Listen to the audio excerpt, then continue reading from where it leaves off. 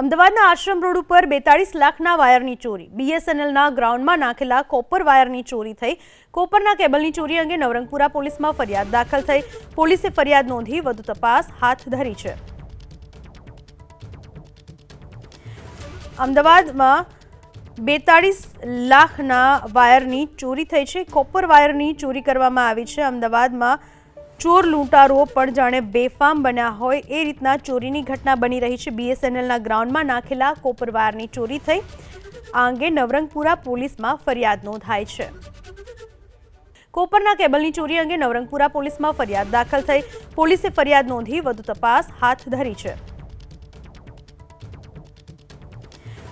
અમદાવાદમાં 42 લાખના વાયરની ચોરી થઈ છે। કોપર વાયરની ચોરી કરવામાં આવી છે। અમદાવાદમાં ચોર લૂંટારો પણ જાણે બેફામ બન્યા હોય એ રીતના ચોરીની ઘટના બની રહી છે। બીએસએનએલના ગ્રાઉન્ડમાં નાખેલા કોપર વાયરની ચોરી થઈ। આ અંગે નવરંગપુરા પોલીસમાં ફરિયાદ નોંધાઈ છે।